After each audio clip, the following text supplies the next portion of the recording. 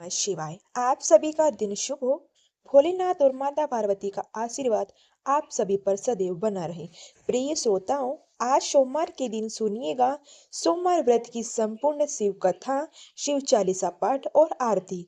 अब कथा हम शुरू करते हैं। कथा शुरू करने से पहले आपको मेरी कथा अच्छी लगे तो वीडियो को लाइक कर दीजिएगा और चैनल को सब्सक्राइब करना ना भूलिएगा। अब हम शुरू करते हैं इस कथा। एक बार भोलेनाथ और माता पार्वती जी मृत्युलोक में भ्रमण करने पधारे। दोनों विदर्भ देश में अमरावती नाम की सुंदर नगरी में जा पहुंचे। यह नगरी सभी प्रकार के सुखों से भरपूर थी। वहां बहुत ही सुंदर सुंदर शिव जी के मंदिर भी थे। भगवान शंकर ने देवी पार्वती के साथ उन्हीं से में एक मंदिर में निवास करने लगे। एक दिन माता पार्वती ने भोलेनाथ के साथ चौखट खेलने की इच्छा प्रकट की। भगवान शिव ने उनकी बात सुन ली और वे दोनों चौखट खेलने लगे। तभी मंदिर का पुजारी पूजा करने आया। माता पार्वती ने पुजारी से पूछा, पुजारी जी बताओ, मैं हम में से कौन जीतेगा? पुजारी जी ने कहा, महादेवी जीतेंगे। थोड़ी ही देर बाद खेल समाप्त हुआ तो विजय देवी पार्वती जी की हुई। माता पार्वती जी ने पुजारी जी से पूछा, बताओ पुजारी जी, अब हम में से विजय किसकी हुई? तब पुजारी जी ने महादेव को ही विजय होने का बात बताई। यह सुनकर देवी पार्वती जी को पुजारी पर क्रोध आया और उन्होंने कोढ़ी होने का श्राप दिया। को कोढ़ के ग्रस्त पुजारी बहुत दुखी रहने लगे। एक दिन देवलोक में अप्सरा भगवान शिव की पूजा करने के लिए उस शिव मंदिर में आई। पुजारी जी की कोढ़ की अवस्था देखकर दया भाव से पूछ कर लगी। तब पुजारी जी ने सारी बात अप्सरा को बता दी।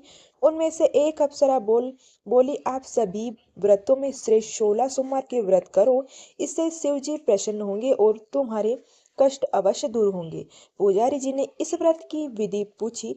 तब अप्सराओं ने बताया कि सोमवार के दिन व्रत रखो, स्वच्छ वस्त्र धारण करो, संध्या और उपासना के बाद आधा किलो गेहूं का आटा लेकर इसके 3 भाग करो और घी, गुड़, दीप, नैवेद्य, पूली, फल, बेलपत्र, जनेऊ, जोड़ा, चंदन और अक्षत और पुष्प आदि से प्रदोष काल में भगवान शिव का पूजन करो। तीन तीन भागों में एक भाग शिव जी को अर्पण करो, बाकी 2 शिव की प्रसाद के रूप में उपस्थित जन को बांट दो। खुद ही प्रसाद ग्रहण करो और इस तरह 16 सोमवार व्रत करो।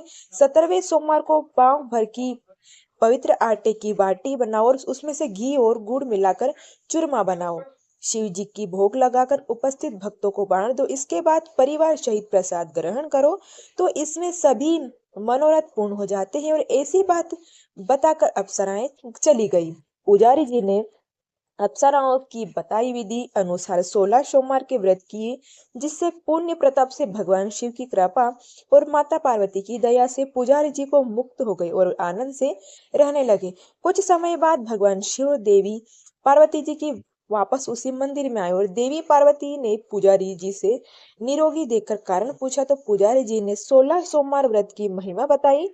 पार्वती जी खुद ही 16 सोमवार कर व्रत करने के लिए तैयार हो गई और इस व्रत को करने से उनके रूठे हुए पुत्र कार्तिक जी देवी पार्वती जी के आज्ञाकारी हो गए। और कार्तिक जी ने जब माता से पूछा कि माता, आपने ऐसा क्या किया जिससे मेरा हृदय परिवर्तन हो गया, तब देवी पार्वती को 16 सोमवार की कथा उन्हें सुनाई।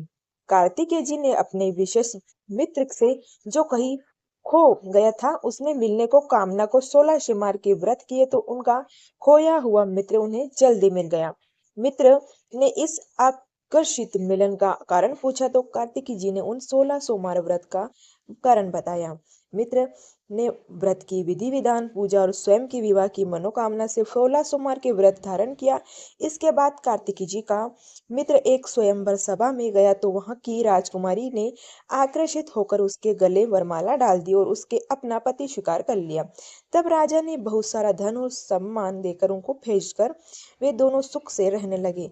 जब 16 सोमवार के व्रत का उसकी पत्नी को पता चला तो उसके पुत्र प्राप्ति की कामना 16 सोमवार के व्रत से की। उसके कुछ समय बाद एक अति सुंदर, सुशील और बुद्धिमान पुत्र प्राप्त हुआ। अति सुंदर और बुद्धिमान पुत्र प्राप्त हुआ तब वहां बड़ा हुआ तो उसके अपनी माँ से 16 सोमवार के व्रत की गाथा सुनी। तब उसने भी राज प्राप्त करने के लिए 16 सोमवार के व्रत शुरू कर दिए। एक राजा को अपनी कन्या के लिए योग्य पुरुष की खोज थी। राजा ने अपनी कन्या का विवाह उस सर्वगुण संपन्न पुरुष से करवा दिया। राजा के कोई पुत्र नहीं था तो उसने अपने दामाद की योग्यता देकर उसे राजा बना लिया। राजा बनने के बाद भी वह 16 सोमवार के व्रत करता था। 17वां सोमवार आने पर उसके अपनी पत्नी शिव जी की पूजा के लिए मंदिर चले गए और मंदिर चलने को कहा तो उसने दासियों से कहकर पूछा कि सामग्री तो भिजवा दी, लेकिन खुद नहीं गई। अब उधर राजा ने शिव जी की पूजा समाप्त हो गई और आकाशवाणी हुई तो राजा अपनी रानी को राजमहल से निकाल दे, नहीं तो सर्वनाश हो जाएगा। राजा दरबार में आकर सब दबाव रानी को राजमहल से निकाल दिया। अपने दुर्भाग्य को कोसती हुई रानी नगर से बाहर चली गई। दुखी मन से चलते हुए वह एक गांव में जा पहुंची। वहां पर एक बूढ़ी माई थी जो सूत बेचा करती थी। बूढ़ी माई ने दया करनी रानी को अपने साथ सूत बेचने के लिए रख दिया। जब से रानी को साथ रखा बूढ़ी माई का तो सूत बिकना ही बंद हो गया। बूढ़ी माई ने रानी से वहां से जाने को कह दिया। अब रानी एक तेली के यहाँ काम मांगने गई।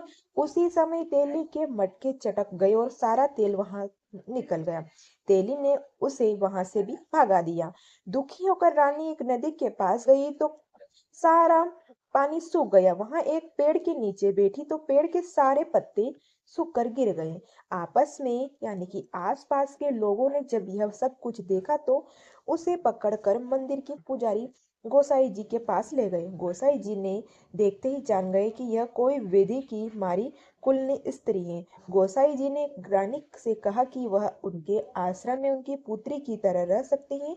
अब रानी आश्रम में रहने लगी। रानी को भोजन बनाती थी और उसमें कीड़े पड़ जाते थे। पानी भरकर लाती तो वह गंदा हो जाता था। अब तो गोसाई जी के एक दिन दुखी होकर उससे पूछा कि बेटी, तुम्हारी यह दशा कैसे हुई? यह किस देवता का कोप है?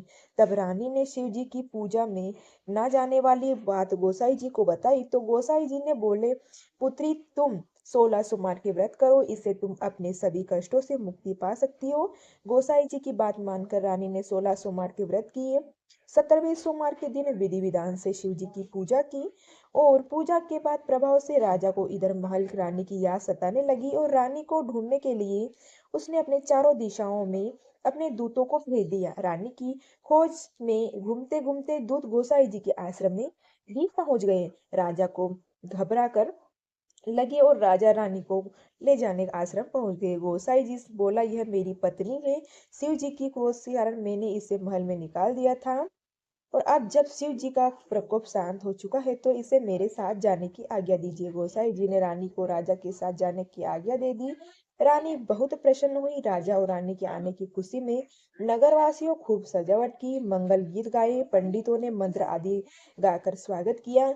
इस तरह धूमधाम से रानी का महल में प्रवेश हुआ। राजा ने ब्राह्मणों को दान दिया और याचना की, धन धन धान्य दिया और जगह जगह भूखे लोगों को भोजन खिलाने के लिए भंडारे खुलवाए। रानी 16 सोमवार के व्रत करते हुए शिव जी का विधि विधान से पूजन करते हुए सुख पूर्वक लंबे समय तक जीवन बिताने के बाद शिवलोक को पधार गए। और इस प्रकार से जो भी मनुष्य मनवाचक शिव कर्म की भक्ति भाव से 16 सोमवार के व्रत और पूजन विधि विधि विधान से करता है, कथा का श्रवण करता है, वह सभी सुखों से प्राप्त करे और अंत में शिवलोक को गमन करता है। और यह व्रत सभी मनोरथ पूर्ण करने वाला है। अब तो ये थी सोमवार व्रत कथा। और कथा आपको अच्छी लगी तो वीडियो को लाइक कर दीजिएगा, चैनल को सब्सक्राइब कर दीजिएगा। मिलते हैं ऐसे ही कथा वीडियो के साथ में। तब तक के लिए जय श्री हरि। ओम नमः शिवाय।